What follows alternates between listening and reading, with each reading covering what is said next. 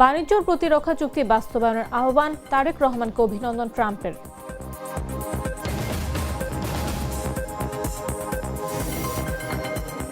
দ্বিতীয় কার্যদিবসে প্রধানমন্ত্রী তারেক রহমানের সঙ্গে তিন বাহিনী প্রধানের সাক্ষাৎ, বৈঠক করছেন এনএসআই ও ডিজিএফআই এর মহাপরিচালকের সঙ্গেও। সংস্কার, নতুন বাংলাদেশের আকাঙ্ক্ষার সঙ্গে প্রতারণা করা হয়েছে বলেছেন নাহিদ।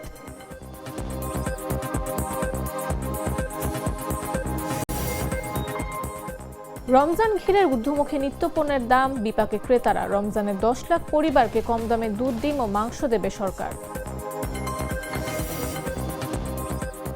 এবং উচ্চ পর্যায়ে জাতীয় নিরাপত্তা কর্মকর্তাদের সঙ্গে মার্কিন প্রেসিডেন্টের বৈঠক, শনিবারের মধ্যে ইরানে হামলার জন্য প্রস্তুতি নিচ্ছে যুক্তরাষ্ট্র।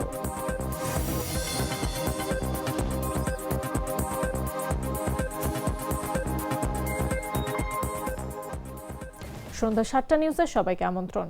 সাথে আছে আমি নাফিস আব্দুল্লাহ। আজকাল সাধারণ খাবার এখন হবে অসাধারণ। প্রাণ স্বাদের মশলা, স্বাদ বাড়ায়, ঘ্রাণ ছড়ায়। বাংলাদেশের নতুন প্রধানমন্ত্রী তারেক রহমানকে অভিনন্দন জানিয়েছেন যুক্তরাষ্ট্রের প্রেসিডেন্ট ডোনাল্ড ট্রাম্প। যুক্তরাষ্ট্রের সময় বুধবার এক অভিনন্দন বার্তায় বাংলাদেশের সঙ্গে পারস্পরিক বাণিজ্য সম্পর্ক আরও জোরদার এবং প্রতিরক্ষা সহযোগিতা সম্প্রসারণে প্রয়োজনীয় চুক্তিগুলো দ্রুত বাস্তবায়নের আহ্বান জানিয়েছেন president Donald Trump. White house থেকে পাঠানো অভিনন্দন বার্তায় ট্রাম্প বলেন, পারস্পরিক বাণিজ্য চুক্তি বাস্তবায়নের মাধ্যমে দুই দেশে কৃষক ও শ্রমিকরা উপকৃত হবে এবং বিদ্যমান বাণিজ্য সম্পর্কে ইতিবাচক অগ্রগতি বজায় রাখা সম্ভব হবে। চিঠিতে তিনি আরও উল্লেখ করেন, নিয়মিত প্রতিরক্ষা চুক্তিগুলো সম্পন্ন করা হলে বাংলাদেশের সামরিক বাহিনী উচ্চমানের মার্কিন তৈরি আধুনিক সামরিক সরঞ্জামে প্রবেশাধিকার পাবে, যা দ্বিপাক্ষিক নিরাপত্তা সহযোগিতা আরও শক্তিশালী করবে।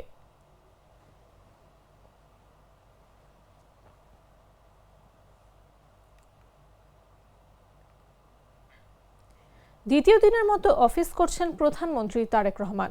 এদিনও সকালে বেশ কয়েকটি মিটিংয়ের মাধ্যমে ব্যস্ততম দিন শুরু করেন তিনি। বৃহস্পতিবার সকালে তিনি তিন বাহিনী প্রধানের সঙ্গে বৈঠক করেন। উপস্থিত ছিলেন সেনাপ্রধান general Wakeruzzaman, air chief marshal Hasan Mahmud Khan ও নৌবাহিনী প্রধান ভাইস অ্যাডমিরাল মোহাম্মদ নাজমুল হাসান। এছাড়া এনএসআই ও ডিজিএফআই এর মহাপরিচালকের সঙ্গে পৃথকভাবে বৈঠক করেছেন তিনি। বেলা 11:30টায় প্রধানমন্ত্রী যোগ দেন ফ্যামিলি কার্ড চালু করার লক্ষ্যে কর্মপরিকল্পনা চূড়ান্তকরণ সংক্রান্ত আন্তঃমন্ত্রণালয় সভায়। এদিকে দুপুরে তারেক রহমান আবারও বসবেন আন্তঃমন্ত্রণালয় সভায়। সেখানে 5 বছরে 25 কোটি বৃক্ষরোপণ এবং জাতীয় পর্যায়ে নদী, খাল, জলাধার খনন ও পুনঃখনন কর্মসূচি নিয়ে আলোচনার কথা রয়েছে।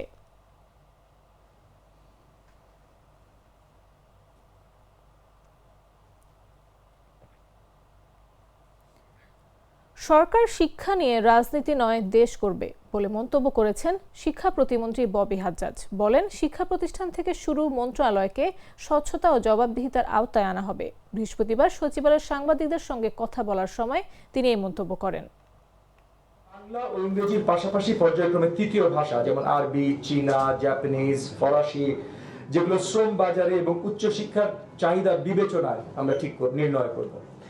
ভাষা শিক্ষা হবে শুধু পড়ালেখা নয়, শোনা ও বলা, লিসনিং, স্পিকিং এগুলো যুক্ত করা।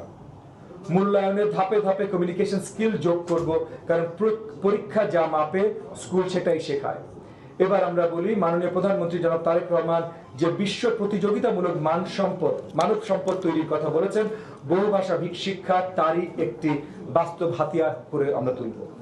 6 নম্বর পয়েন্ট, বিজ্ঞান, কোডিং, রোবোটিক্স। আমরা মাধ্যমিক পর্যায় থেকে বিজ্ঞান শিক্ষা, প্রযুক্তি সাক্ষরতা, প্রজেক্ট ভিত্তিক কাজকে প্রাতিষ্ঠানিক রূপ দেব। প্রতিটি উপজেলায় নির্বাচিত স্কুলে রোবোটিক্স ও মেকার কর্নার তৈরি হবে, ল্যাব তৈরি হবে। বিজ্ঞানাগারকে লট কাপবোর্ড থেকে বের করে টার্ম ভিত্তিক প্র্যাকটিক্যাল রুটিনে পরিণত করব। জাতীয় নাগরিক পার্টির আহ্বায়ক মোহাম্মদ নাহিদ ইসলাম বলেছেন, জুলাই সনদে স্পষ্টভাবে উল্লেখ আছে, সংসদ সদস্য ও সংবিধান সংস্কার পরিষদের সদস্য হিসেবে একই দিনে একই ব্যক্তি শপথ নেবেন। কিন্তু সংবিধানের দোহাই দিয়ে ভুল ব্যাখ্যা তুলে ধরে তারা সংস্কার পরিষদের শপথ গ্রহণ থেকে বিরত থেকেছেন। বৃহস্পতিবার দুপুর 2টায় রাজধানীর বাংলা মোটরে দলটির অস্থায়ী কেন্দ্রীয় কার্যালয় আয়োজিত সংবাদ সম্মেলনে একথা বলেন তিনি। আহ্বান থাকবে যে দ্রুত সময়ের মধ্যেই সংবিধান সংস্কার পরিষদ, সরকারি দলের প্রতি আহ্বান থাকবে সংবিধান সংস্কার পরিষদের সদস্য হিসেবে শপথ গ্রহণ করে জাতীয় সংসদ এবং সংস্কার পরিষদ সভার সংবিধান সংস্কার পরিষদের প্রথম অধিবেশন ডাকার জন্য এবং আমাদের যে সংস্কারের আকাঙ্ক্ষা, সেই আকাঙ্ক্ষার বাস্তবায়নে আমরা সরকারের প্রতি আহ্বান জানাবো যাতে ঐক্যবদ্ধভাবে সরকার এটা সেই আকাঙ্ক্ষার সাথে কাজ করে, কারণ সেই আকাঙ্ক্ষার যদি ব্যত্যয় ঘটে ফলে কিন্তু জনগণ সেটা মেনে নেবে না এবং আমরাও জনগণের প্রতিনিধি হিসেবে আমাদের রাজপথকেই বেছে নিতে হবে। কিন্তু আমরা চাই যে এই যে নতুন সরকার গঠিত হয়েছে সরকারের সাথে কাজ করতে। রমজানকে সামনে রেখে ইফতার সামগ্রী সহ নিত্য প্রয়োজনীয় পণ্যের দাম বেড়েছে। বাজারে মুদি, ফল, মুরগি ও কাঁচা পণ্যের দোকানগুলোতে ক্রেতা বিক্রেতার ভিড় থাকলেও দামের চিত্রে স্বস্তি নেই। সবচেয়ে বেশি দাম বেড়েছে লেবুর। মান ও আকার ভেদে প্রতি হালি বিক্রি হচ্ছে 100 টাকার উপরে। রমজানের আগের দিন থেকে চাহিদার শীর্ষে থাকা ছোলা ও মসুর ডালের দাম কেজিতে 5 টাকা বেড়েছে। বর্তমানে ছোলা বিক্রি হচ্ছে 90 টাকা এবং মসুর ডাল 95 টাকায়। আর আগে 95 টাকায় বিক্রি হওয়া চিনি এখন 105 টাকা বিক্রি হচ্ছে। মুদি পণ্যের পাশাপাশি রোজার প্রয়োজনীয় শসা ও বেগুনের দামও বেড়েছে। কেজিতে 20 টাকা বাড়ায় এই দুটি পণ্য এখন বিক্রি হচ্ছে 100 টাকায়। মৌসুম না হওয়ার কারণ দেখিয়ে লেবুর দাম বেড়ে প্রতি হালি বিক্রি হচ্ছে 100 টাকার বেশিতে। সব পণ্যের দাম বাড়ায় বিপাকে পড়েছেন সাধারণ ক্রেতারা।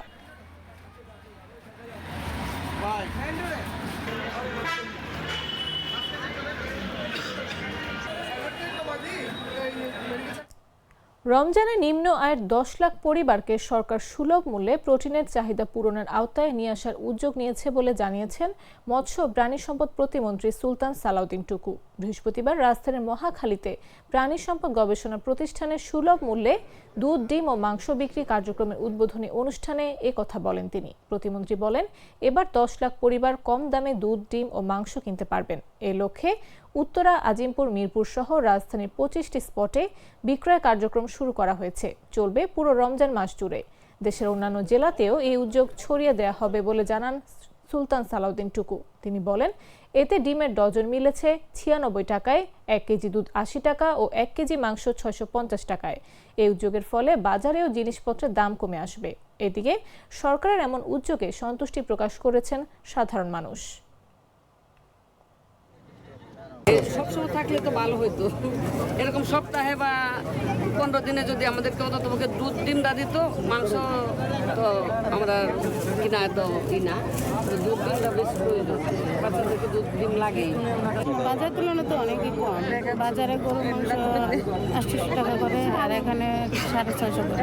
একটা প্যাকেজে পাচ্ছেন 1 কেজি গরুর মাংস, 1 লিটার দুধ, 1 কেজি মুরগির মাংস আর হচ্ছে 1 ডজন ডিম। টোটাল আপনার প্যাকেজ নিতে গেলে হচ্ছে 1071 টাকা পড়ছে।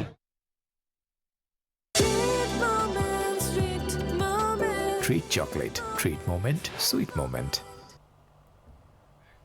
ময়মনসিংহের বাজারে বেশিরভাগ সবজির দাম কেজিতে 10 থেকে 40 টাকা পর্যন্ত বেড়েছে। একই সঙ্গে বেড়েছে মুরগির দাম। এতে সবচেয়ে বিপাকে পড়েছেন নিম্ন ও মধ্যম আয়ের ক্রেতারা। ক্রেতারা বলছেন, বাজার মনিটরিং দুর্বল থাকায় অসাধু বিক্রেতারা রমজানকে টার্গেট করে ইচ্ছেমতো দামে বিক্রি করে তাদের পকেট ভারী করছেন। বৃহস্পতিবার শহরের ঐতিহ্যবাহী মেসুয়া বাজারে গিয়ে এই চিত্রই দেখা যায়। বিক্রেতারা বলছেন, বাজারে চাহিদার তুলনায় সবজি সরবরাহ যে তুলনায় কম, এছাড়া দাম বাড়লেও বিক্রি কমেনি। মুরগি বিক্রেতারাও একই কথা বলছেন। তারা বলছেন, পাইকারিভাবে মুরগির দাম কিছুটা বেড়েছে, তাই দাম বাড়িয়ে বিক্রি করতে বাধ্য হচ্ছেন তারা। পাইকারিভাবে দাম কমলে তারাও কমিয়ে বিক্রি করবেন। বাজারে সিন্ডিকেট করে মুরগি বিক্রি হচ্ছে না।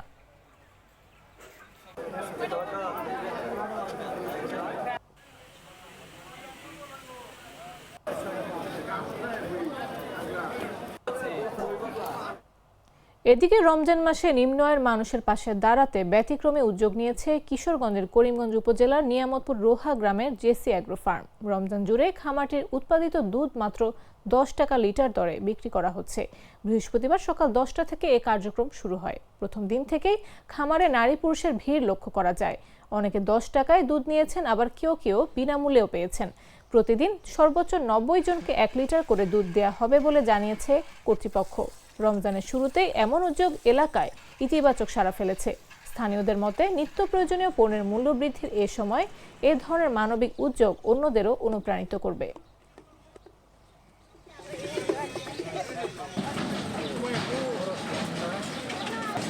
আমরা এখানে আনলে 80 টাকা 90 টাকা আনতাম, আমরা 10 টাকার বিনিময়ে পাইতেছি।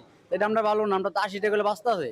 80 টাকা তো মনে করেন 1 কেজি আলু হইলে আনো যাইব বাজার থেকে। কম দামা পাই দেখে আমরা গরিব মানুষ আমরা তো নেয়া খাইতে পারি রমজান আমরা দুধ খাই নেয়া খায়া গরিব মানুষ করি আমরা চলি এই কাম কাজ করি। আমাদের এই ব্যতিক্রম একটা উদ্যোগ আছে, এই উদ্যোগটা হচ্ছে একটা উদ্দেশ্যে প্রতি রমজানে আপনার বিভিন্ন রমজান মাস আসলেই বিভিন্ন ব্যবসায়ীরা বিভিন্ন পণ্যের দাম বাড়িয়ে নেয়। সেই জন্য আমরা এই একটা উদ্যোগ যেন সর্বসাধারণ মাঝে স্বল্প মূল্যে খাদ্যদ্রব্য পৌঁছানো যায় এবং এভাবে যারা বিভিন্ন ব্যবসায়ী আছে তারা যেন সকলের মাঝে দুধ না শুধু যে কোনো পণ্য খাদ্যপণ্য স্বল্প মূল্যে বিক্রয় করে সেই উদ্দেশ্যে আমাদের মূলত এই দুধ বিতরণ। গ্লিটারের টুইন লেমন ও অ্যান্টিব্যাকটেরিয়াল ফর্মুলা বাসনকে চকচকে জীবাণুমুক্ত করে আমাদের দেয় গ্লিটার গ্যারান্টি। জানাবো আন্তর্জাতিক সংবাদ।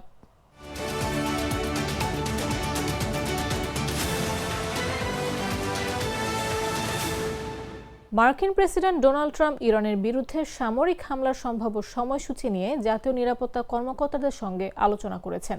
সূত্রগুলো জানায় যুক্তরাষ্ট্রের সামরিক বাহিনী চাইলে শনিবার থেকে হামলার জন্য প্রস্তুত থাকবে, তবে চূড়ান্ত কোনো সিদ্ধান্ত এখনো হয়নি। আবারও অস্থিরতার আভাস মধ্যপ্রাচ্যে, ঘনাচ্ছে যুদ্ধের ছায়া। আগামী 2 দিনের মধ্যে ইরানের বিরুদ্ধে সামরিক হামলার সম্ভাব্য সময়সূচির পরিকল্পনা করছে যুক্তরাষ্ট্র। উচ্চ পর্যায়ে জাতীয় নিরাপত্তা কর্মকর্তাদের সঙ্গে মার্কিন প্রেসিডেন্ট ডোনাল্ড ট্রাম্পের একের পর এক বৈঠক। ইরানের বিরুদ্ধে সামরিক হামলার সময়সূচি নিয়ে পরিকল্পনা, সবকিছু ঘিরে বাড়ছে উত্তেজনা। মার্কিন প্রেসিডেন্ট ডোনাল্ড ট্রাম্পকে উচ্চ পর্যায়ের জাতীয় নিরাপত্তা কর্মকর্তারা জানিয়েছেন যুক্তরাষ্ট্রের সামরিক বাহিনী চাইলে শনিবার থেকেই সম্ভাব্য হামলার জন্য প্রস্তুত থাকবে, তবে এখনও চূড়ান্ত কোনো সিদ্ধান্ত হয়নি। সিবিএস নিউজকে আলোচনার সঙ্গে পরিচিত সূত্রগুলো জানিয়েছে হোয়াইট হাউস এখনও উত্তেজনা বাড়ানোর ঝুঁকি এবং সংযম দেখানোর রাজনৈতিক ও সামরিক পরিণতি দুই দিকই বিবেচনা করে দেখছে। তাই আলোচনা চলবে ও সিদ্ধান্তে পরিবর্তন ঘটতে পারে। তবে চলতি বছরের মার্চের মধ্যে মোতায়েন সব মার্কিন বাহিনী মধ্যপ্রাচ্য জুড়ে অবস্থান নেবে। মার্কিন কর্মকর্তারা জানিয়েছেন ইরান যদি পাল্টা হামলা চালায় তাহলে পরবর্তী 3 দিনে মধ্যপ্রাচ্য অঞ্চল থেকে কিছু সামরিক কর্মীকে সাময়িকভাবে সরিয়ে ইউরোপ বা যুক্তরাষ্ট্রে নেওয়া হবে। যুক্তরাষ্ট্র সামরিক অভিযান শুরু করলে ইরানের প্রতিক্রিয়ার ঝুঁকি বাড়তে পারে। একাধিক কর্মকর্তা জানান এমন স্থানান্তর যুক্তরাষ্ট্রের সামরিক কার্যক্রমের আগে নিয়ম মাফিক করা হয়। এর মানে এই নয় যে ইরানে হামলা আসন্ন। বুধবার সিবিএস নিউজ পেন্টাগনের মন্তব্য চাইলে মুখপাত্র জানান এ বিষয়ে দেওয়ার মতো কোনো তথ্য নেই। সূত্রগুলো বলছে পররাষ্ট্রমন্ত্রী মার্কো রুবিও প্রায় 2 সপ্তাহ পর ইসরায়েলের প্রধানমন্ত্রী বেঞ্জামিন নেতানিয়াহুর সঙ্গে বৈঠকের জন্য ইসরায়েল সফর করবেন। এদিকে হোয়াইট হাউসের নিয়মিত ব্রিফিংয়ে ট্রাম্পের প্রেস সেক্রেটারি ক্যারোলিন লেভিট জানিয়েছেন ইরানে হামলার পক্ষে অনেক কারণ ও যুক্তি আছে, তবে কূটনীতি প্রেসিডেন্টের প্রথম পছন্দ। সম্ভাব্য হামলা ইসরায়েলের সঙ্গে সমন্বিত হবে কিনা সে বিষয়ে তিনি মন্তব্য করতে চাননি। এদিকে ইরানের সঙ্গে আলোচনার মধ্যেই দেশটির কাছে বিমান ও নৌসামরিক সক্ষমতা ধারাবাহিকভাবে জোরদার করছে যুক্তরাষ্ট্র। অ্যাক্সিওসের তথ্য অনুযায়ী F-35 lightning II, F-22 Raptor এবং F-16 ফাইটিং ফ্যালকন সহ গত 24 ঘন্টায় মধ্যপ্রাচ্যে 50টিরও বেশি মার্কিন যুদ্ধবিমান মোতায়েন করা হয়েছে। তবে ইরানের সর্বোচ্চ নেতা আয়াতুল্লাহ আলী খামেনি মঙ্গলবার একটি কৃত্রিম বুদ্ধিমত্তায় তৈরি ছবি পোস্ট করেছেন, যেখানে ওই রণতরীকে সমুদ্রতলের তলায় ডুবে থাকা অবস্থায় দেখানো হয়েছে। তিনি এক্সে লেখেন, মার্কিন প্রেসিডেন্ট বারবার বলেন যে যুক্তরাষ্ট্র ইরানের দিকে যুদ্ধজাহাজ পাঠিয়েছে। অবশ্যই যুদ্ধজাহাজ বিপজ্জনক অস্ত্র, কিন্তু এর চেয়েও বিপজ্জনক হলো সেই অস্ত্র যা ওই যুদ্ধজাহাজকে সাগরের তলানিতে পাঠাতে পারে। একই দিনে সুইজারল্যান্ডের জেনেভায় ইরান ও যুক্তরাষ্ট্রের প্রতিনিধিদের মধ্যে মধ্যস্থতাপূর্ণ বৈঠক হয়েছে। বৈঠক কয়েক ঘন্টা ধরে চলে। ট্রাম্প প্রশাসন বলছে কিছু অগ্রগতি হয়েছে, তবে বুধবার লেভিট জানান অন্য কিছু বিষয়ে তারা এখনো অনেক দূরে অবস্থান করছেন।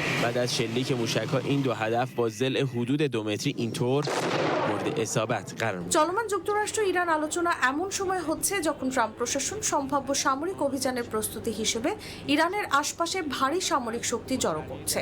তেহরানের পারমাণবিক পরিকল্পনা এবং জানুয়ারির বিক্ষোভ দমনে সহিংসতার অভিযোগে চাপ বাড়িয়েছে ওয়াশিংটন। নিউজ ডেস্ক, জাগো নিউজ। সংবাদ শেষ করার আগে শিরোনামগুলো জানিয়ে দিচ্ছি আরও একবার।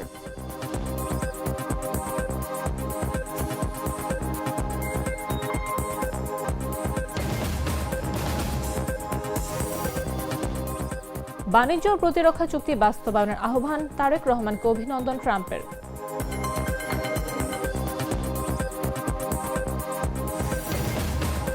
দ্বিতীয় কার্যদিবসে প্রধানমন্ত্রী তারেক রহমানের সঙ্গে 3 বাহিনী প্রধানের সাক্ষাৎ, বৈঠক করেছেন এনএসআই ও ডিজিএফআই এর মহাপরিচালকের সঙ্গে।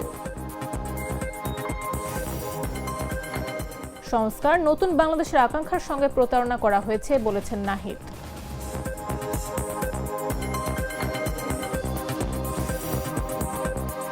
রমজান ঘিরে ঊর্ধ্বমুখী নিত্যপণ্যের দাম, বিপাকে ক্রেতারা, রমজানে 10 লাখ পরিবারকে কম দামে দুধ, ডিম ও মাংস দেবে সরকার। এবং উচ্চ পর্যায়ে জাতীয় নিরাপত্তা কর্মকর্তাদের সঙ্গে মার্কিন প্রেসিডেন্টের বৈঠক, শনিবারের মধ্যে ইরানে হামলার জন্য প্রস্তুতি নিচ্ছে যুক্তরাষ্ট্র।